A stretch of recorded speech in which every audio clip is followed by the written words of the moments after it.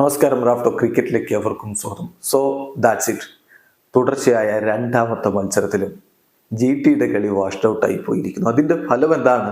ആദ്യം KKRുമായിട്ടുള്ള കളി washed out ആയപ്പോൾ GT എലിമിനേറ്റഡ് ആയി, KKR ക്വാളിഫൈ ചെയ്യുമെന്ന കാര്യം ഉറപ്പാക്കി.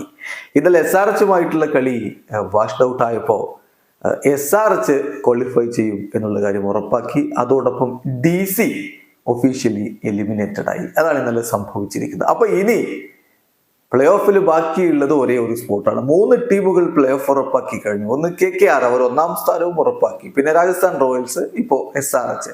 4 ടീമുകൾ പുറത്തായി എന്ന് ഉറപ്പായി. അത് Mumbai Indians, PBKS, GT, DC.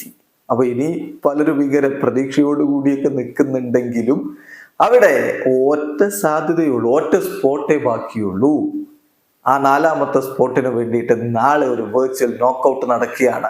ജയിക്കുക, അങ്ങ് പ്ലേ ഓഫിലേക്ക് കടക്കുക. അതാണ് CSKയുടെ മുന്നിലുള്ള ഒരേ ഒരു ലക്ഷ്യം. RCBക്ക് ജയിച്ചാൽ മാത്രം പോരാ, നെറ്റ് റൺ റേറ്റിന്റെ കാര്യം ഒന്ന് അഡ്ജസ്റ്റ് ചെയ്യും വേണം. ചുരുക്കത്തിൽ ഒരു വെർച്വൽ നോക്കൗട്ട് നമ്മുടെ മുന്നിലേക്ക് വരുന്നു.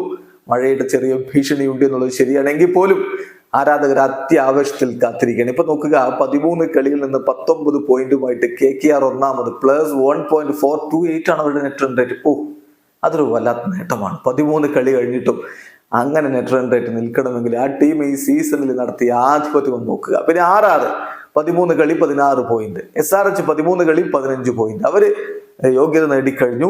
CSK 13 കളി 14 പോയിന്റ്, DC 14 കളി 14 പോയിന്റ്. ഇനി മുന്നോട്ടേക്കില്ല, കാരണം നെറ്റ് റൺ റേറ്റ് മോശമാണ്, പുറത്തായി കഴിഞ്ഞു. RCB 13 കളി 12 പോയിന്റ്, LSG 13 കളി 12 പോയിന്റ്. അപ്പോൾ LSGക്ക് പക്ഷെ അവരുടെ നെറ്റ് റൺ റേറ്റ് ആണ് വലിയ പ്രശ്നം. -0.787 ആണ് നെറ്റ് റൺ റേറ്റ്. അതുകൊണ്ട് അവരുടെ അവസാന മത്സരത്തില് അവര് വിജയിച്ചാൽ പോലും, MIയോട് ഇന്ന് നടക്കുന്ന മത്സരം വിജയിച്ചാൽ പോലും ആ നെറ്റ് റൺ റേറ്റ് മികച്ചതാക്കാൻ കഴിയില്ല എന്നുള്ളതാണ് ഇപ്പോഴത്തെ വസ്തുത.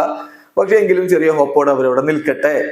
എന്നാൽ RCBക്ക് CSK തോൽപ്പിച്ചാൽ 14 പോയിന്റിലേക്ക് എത്താൻ പറ്റും. CSKയുടെ +0.528 എന്നുള്ള നെറ്റ് റൺ റേറ്റ് മറികടക്കുന്ന രൂപത്തിൽ ജയിക്കണമെന്ന് മാത്രം. CSKക്ക് പക്ഷെ അങ്ങനെ വലിയ നെറ്റ് റൺ റേറ്റ് പ്രശ്നങ്ങളൊന്നുമില്ല.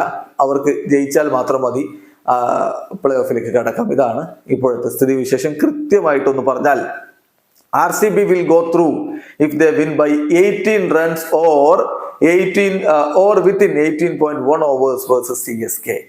ആദ്യം ബാറ്റ് ചെയ്യുകയാണെങ്കിൽ അവർ 18 റൺസിനെങ്കിലും CSKയെ തോൽപ്പിക്കണം. രണ്ടാമതാണ് അവർ ബാറ്റ് ചെയ്യുന്നതെങ്കിൽ 18.1 ഓവറുകളിൽ, അതായത് 11 ബോളുകളെങ്കിലും ബാക്കി നിർത്തിക്കൊണ്ട് അവർക്ക് വിജയിക്കണം. അങ്ങനെയാണെങ്കിലാണ് RCBക്ക് നെറ്റ് റൺ റേറ്റിന്റെ പ്രശ്നം മറികടന്നുകൊണ്ട് മുന്നോട്ട് പോകാൻ സാധ്യമാവുകയുള്ളൂ. പക്ഷെ ഇത് നമ്മൾ ഫസ്റ്റ് ഇന്നിങ്സിലെ സ്കോർ 20 ഓവർ മാച്ച് നടക്കും എന്ന് പ്രതീക്ഷിച്ചുകൊണ്ട് പറയുന്നതാണ്. ഇപ്പം മഴ പെയ്താൽ മാച്ച് ഷോർട്ട് ആവാനുള്ള സാധ്യതയുണ്ട്. അപ്പൊ ഈ ഇക്വേഷൻസ് മാറും. അത് ആ സമയത്ത് മാത്രമേ പറയാൻ പറ്റുകയുള്ളൂ. എത്ര ഓവറിന്റെ കളിയാണ് വരുന്നത് എന്നൊക്കെ അനുസരിച്ച് പറയാൻ പറ്റുകയുള്ളൂ. ഇത് 20 ഓവർ കളി നടക്കും, ഫസ്റ്റ് ഇന്നിങ്സിൽ 200 റൺസ് സ്കോർ ചെയ്യും എന്നുള്ളത് അസ്യൂം ചെയ്തുകൊണ്ട് പറയുന്നതാണ് ഈ ഒരു കണക്ക് എന്ന കാര്യം കൂടി ശ്രദ്ധിക്കുക. എന്തായാലും CSKയെ സംബന്ധിച്ചിടത്തോളം അവർക്ക് RCBയെ തോൽപ്പിച്ചാൽ മാത്രം മതി അടുത്ത ഘട്ടത്തിലേക്ക് പോവാൻ. ഈവൻ അവർക്ക് 2ാം സ്ഥാനം, അതായത് ക്വാളിഫയറിലേക്ക് എത്താൻ പോലുമുള്ള സാധ്യത ഇനിയും ബാക്കിയുണ്ട്. ഏതായാലും വെർച്വൽ നോക്കൗട്ട് ഇതാ നമ്മുടെ മുന്നിലേക്ക് നാളെ വരികയാണ്. ഇവിടെ അവസാനിക്കുന്ന ക്രിക്കറ്റ് ലോകത്തെ കുറിച്ച് വിശേഷങ്ങളുമായി റാഫ്റ്റോക്സ് കൊണ്ടുവരാം.